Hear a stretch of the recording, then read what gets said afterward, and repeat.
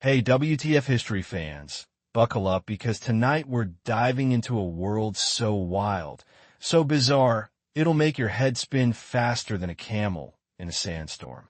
Picture this. You're in ancient Persia, a land where empires stretched further than your Wi-Fi signal, around 500 BCE.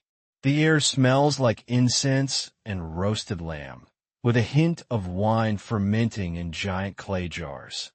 And priests are chanting prayers that sound like thunder trapped in their throats. Outside, torches light up gardens where nightingales sing among pomegranate trees. This isn't just a palace. It's a stage for a civilization that was richer than a tech billionaire, scarier than a horror movie, and weirder than that one uncle at family reunions. The Persian Empire, under kings like Darius or Xerxes, wasn't just big, it was massive. We're talking about a realm that stretched from India to Egypt, from the mountains of Central Asia to the shores of the Mediterranean. They built roads longer than your last Netflix binge, had a postal system faster than your Amazon Prime delivery, and treated their kings like they were personally handpicked by the universe. If you think your boss has an ego, imagine a guy who thought he was the cosmic glue holding reality together. That's the Persian king for you. A dude who didn't just rule an empire, but was seen as the divine middleman between chaos and order. But here's where it gets juicy. The Persians didn't just conquer lands. They had a worldview that made everything, fit into a cosmic battle.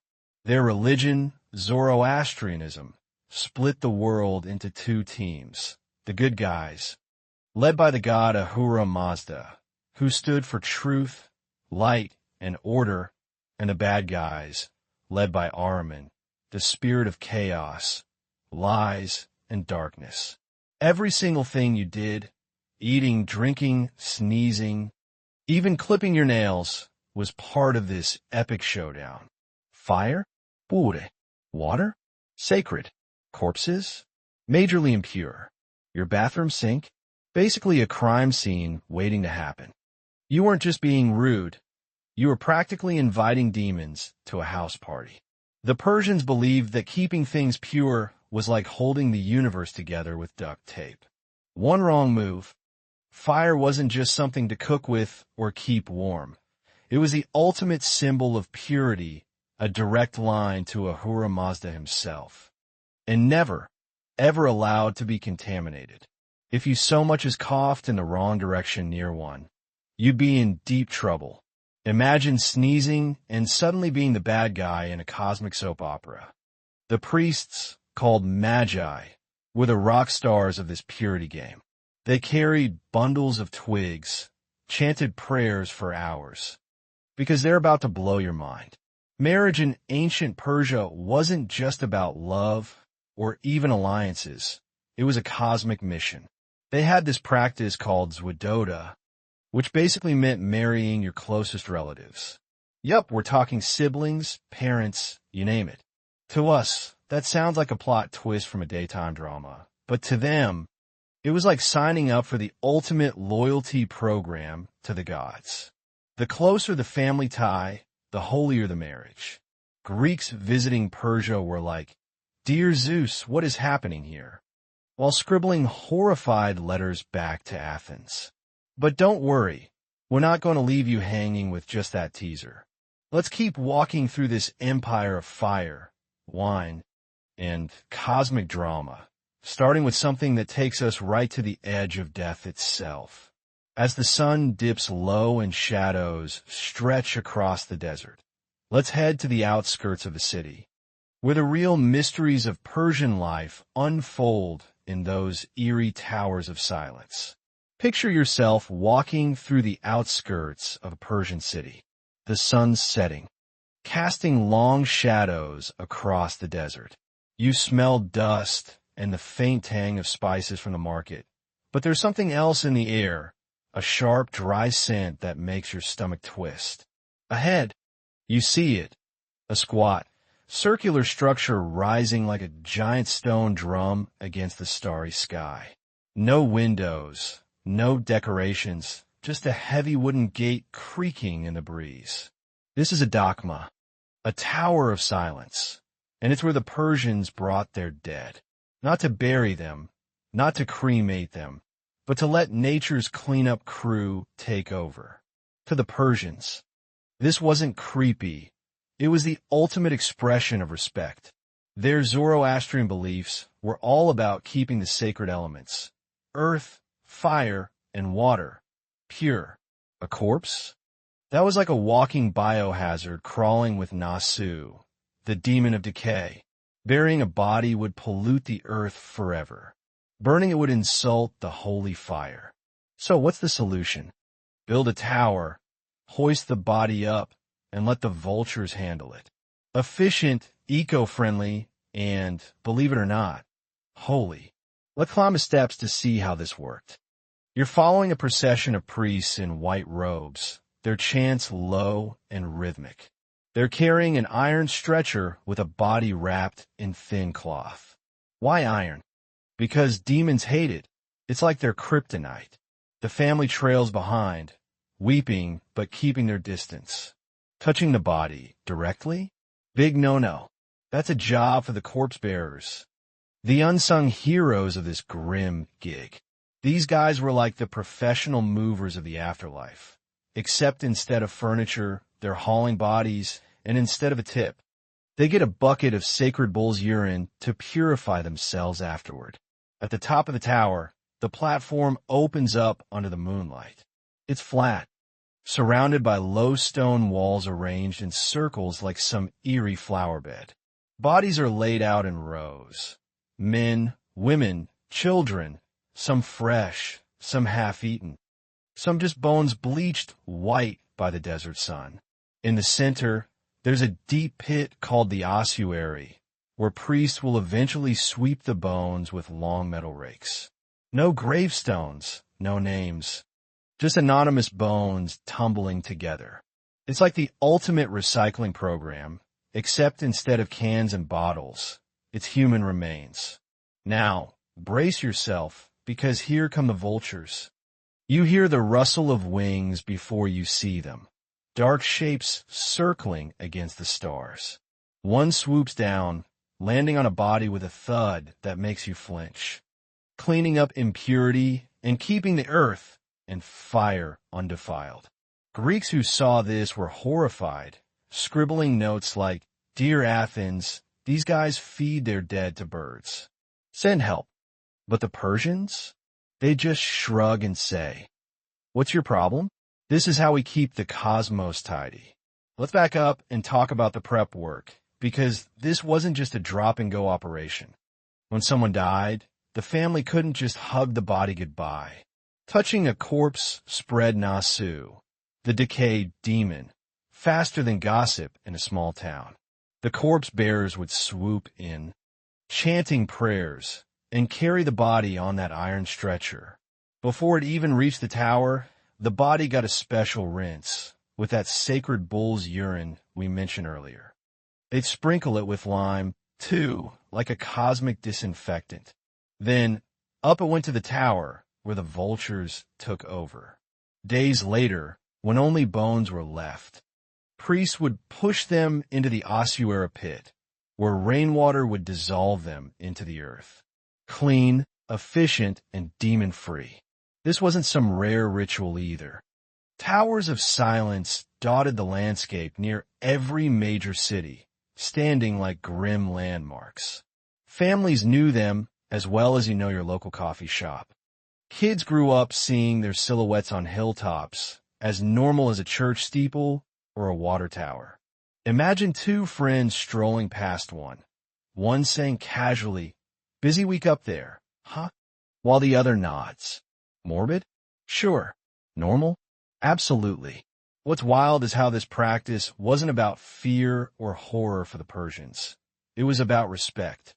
They believed the soul was free the moment death happened, and the body was just a husk that needed to be disposed of without tainting the sacred elements. The vultures weren't desecrating the dead. They were liberating them. It's like outsourcing your funeral to nature's cleanup crew. And here's a fun fact. This practice didn't die out with ancient Persia. Zoroastrians kept using towers of silence for centuries, even in modern times in some places. Talk about a tradition with staying power. As we descend from those towers, the night air pressing close, let's turn our attention to the very thing that made such purification necessary. The rituals that kept demons at bay, starting with that infamous bull's urine. You've heard me mention it before, but now let's really get into why it was the Persians' go-to for cosmic cleanliness. You're in a Persian temple courtyard. The air heavy with incense and the faint hum of priests chanting. The sun's beating down and you're trying to blend in. But then a priest walks by carrying a jug with the kind of reverence you'd expect for fine wine. You lean closer, curious, and instantly regret it. That's no vintage Shiraz, it's Gomez. Consecrated bull's urine, and it's about to star in one of the strangest rituals you've ever seen. In Zoroastrianism, the Persians' religion, the world was a battlefield between order, asha, and chaos, dare you J. Anything impure, like a corpse, a stray hair, or even a bad vibe, could tip the scales toward chaos. Enter Gomez. Let's say you accidentally brushed against a corpse while helping at a funeral. Bad move. You're now a walking demon magnet. A priest would lead you to a courtyard, sit you down, or sometimes abandoned entirely. Imagine telling your kids, sorry, we're moving because Grandpa's house is demon central now. It sounds absurd, but to the Persians, this was serious business. Gomez wasn't about freshness. It was about restoring the cosmic balance. The Greeks, of course, thought this was hilarious. They were all about olive oil baths and scraping their skin with bronze tools, so the idea of splashing cow urine on a corpse made them choke on their wine. One Greek merchant probably wrote home, "These Persians are wild. They think cow pee is perfume." But to the Persians, the Greeks were the weird ones, slathering themselves in oil like they were prepping for a barbecue. Perspective's a funny thing, isn't it? What's fascinating is how thorough this ritual was. Purification, called patiyab, wasn't a quick rinse. It involved multiple rounds, 3, 9, always odd numbers for spiritual potency. The priest had to chant specific verses, pour the Gomez just right, and sprinkle ashes with precision. Mess up one step, and the whole thing was invalid, like forgetting a password and having to start over. Imagine the priest's face, focused, unflinching, treating this smelly liquid like it's the elixir of life. To him, it was, those bulls weren't just livestock. They were divine powerhouses, their urine a sacred solvent against chaos.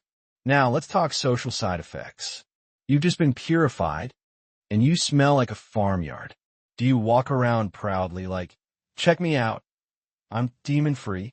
Or do you avoid the marketplace because everyone's wrinkling their noses? The records don't say, but I bet it was a mix of pride and embarrassment. Some folks probably bragged about their temple visit, while others prayed for a strong breeze. And if you refuse purification, oh boy, that wasn't just rude, it was dangerous. You were basically siding with the demons, and the punishment could be lashes, fines, or worse. Imagine standing before a judge, charged with not letting the priest douse me in pee. Serious stuff. This obsession with Gomez wasn't just about death. Everyday impurities, like touching something unclean or breaking a minor taboo, might also call for a splash. It was like a cosmic spa treatment, except instead of lavender oil, you got eau de cow.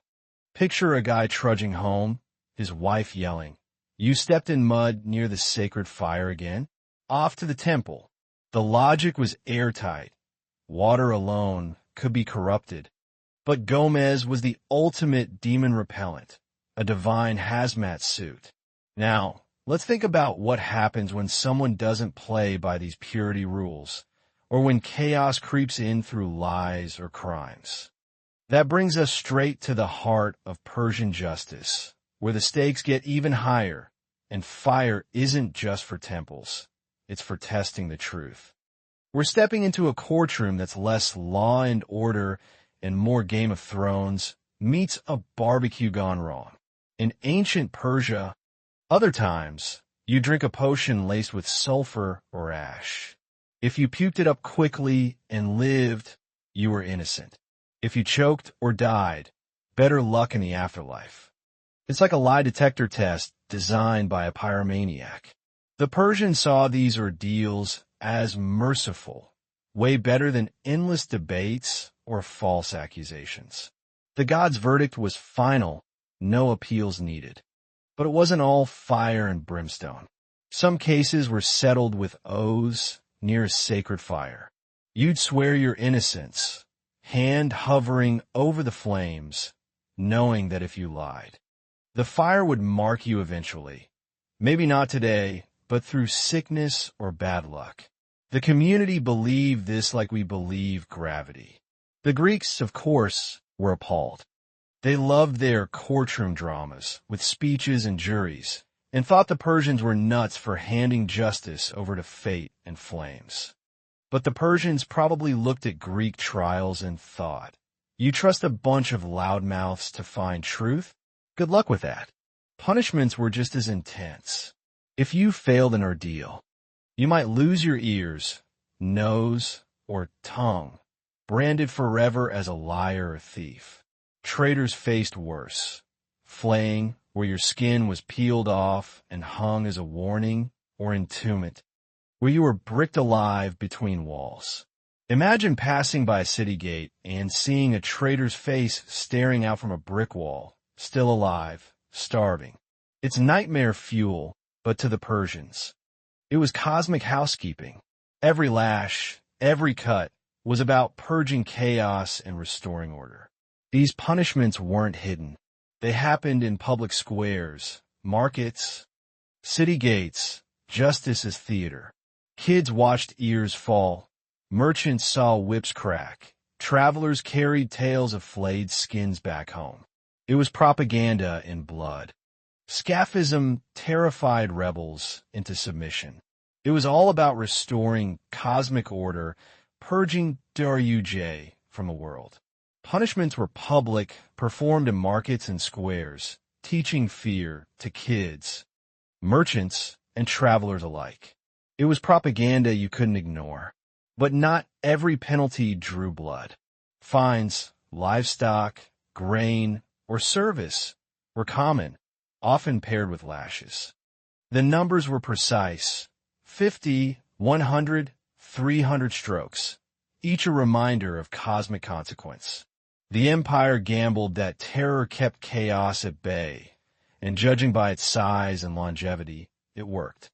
Speaking of keeping chaos at bay, let's flow right into one of the most sacred elements the Persians protected with all this intensity: their rivers, which weren't just water sources, but living goddesses demanding reverence and ritual. We're cooling off by the riverbank, but don't get too relaxed. In Persia, rivers weren't just water. They were goddesses, and polluting one was like trashing a deity's living room. Imagine you're standing by a river in Persepolis. The water sparkles under the sun. Birds skim the surface, and reeds sway in the breeze. It's peaceful, almost magical. But to the Persians, this isn't just a pretty view. It's the goddess Anahita. The Persians guarded their rivers with the intensity we reserve for our internet routers. Priests patrolled the banks, making sure no one dared defile the flow. A farmer whose ox died too close to the water might face lashes or fines. Kids were taught to stay back, lest their dirt or spit anger Anahita. Let's say a cow falls into a well. Panic spreads. If the pollution was minor, the ritual might take a day. If it was major, like a decomposing body, the penalties could be brutal, whippings, servitude, or worse. The legal codes were strict. Urinating near a stream? 50 lashes. Throwing waste in? More. deliberately drowning a sacred dog in a river. You're looking at hundreds of lashes and a lifetime of shame. Imagine a judge today sentencing someone for spitting in a well.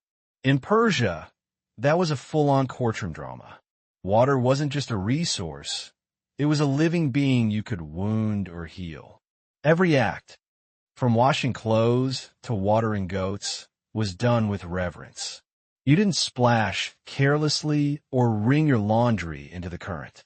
Even a thirsty traveler had to pour carefully, making sure not to pollute the goddess's body. This obsession wasn't just spiritual, it was practical. Persia's geography was harsh, with dry plateaus and deserts. Crops depended on ingenious irrigation systems called qanats, underground channels that carried water from mountain aquifers to fields and gardens. These were engineering marvels, like silent rivers under your feet. But drop something impure into a qanat, and you weren't just polluting water, you were sabotaging the empire's lifeline. Punishments for that could be capital. No wonder they took it so seriously. The mythology backed it up. In the Avesta, there's sacred texts.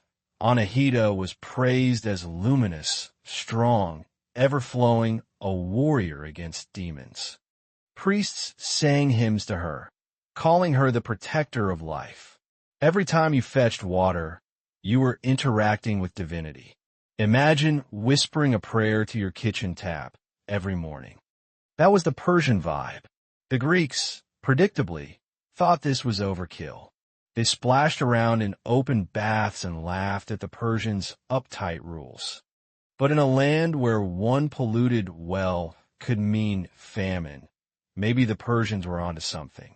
Their vigilance kept the empire alive, their rituals a blend of theology and survival.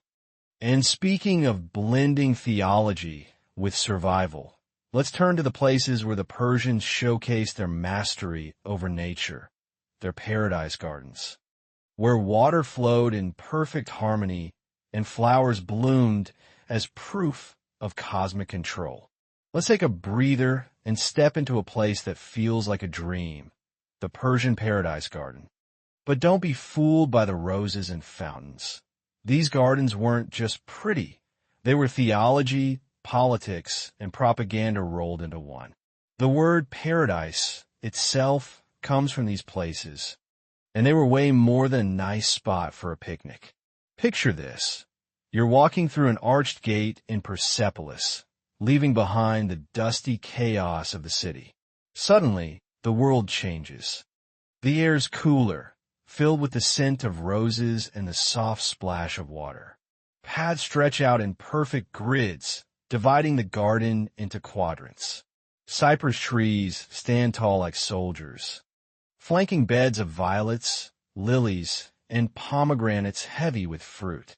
Fountains sparkle in the sunlight, fed by underground channels called qanats.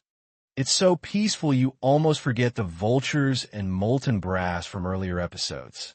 This is a paradisa, a walled enclosure, and it's where our word paradise was born. But this isn't just a garden, it's a statement. Persia was a land of deserts and mountains, where chaos was always knocking. So, when they carved out a perfect rectangle of green, irrigated it with hidden channels, and filled it with blooming flowers, they weren't just gardening, they were showing off. This was their way of saying, we've tamed the wild. We've brought order to chaos. Every tree, every fountain, every path was a middle finger to the desert outside. The Persians treated these gardens like microcosms of the universe. The rectangular layout, that mirrored the four corners of the world. The equal division of water, a symbol of cosmic fairness. Even the trees had meaning, eternal life, creation, order. He wasn't just being selfish, he was committing blasphemy.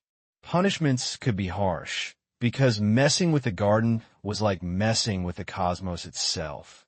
Though, some were attached to fire temples, where priests used the water for purification rituals.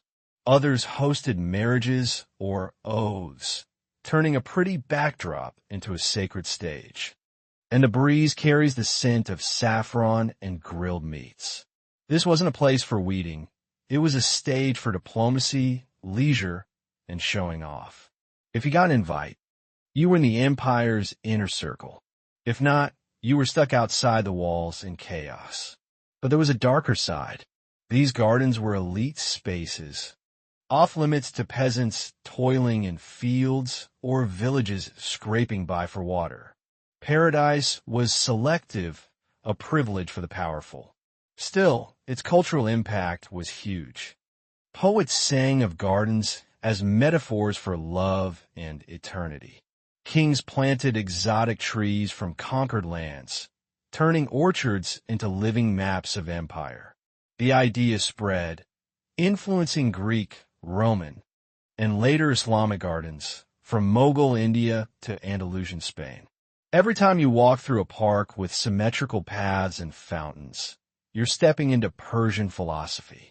It was a political nerve center where women, hidden from the world, pulled strings that could topple empires. You're in a labyrinth of chambers and courtyards, the air thick with perfume and a rustle of silk.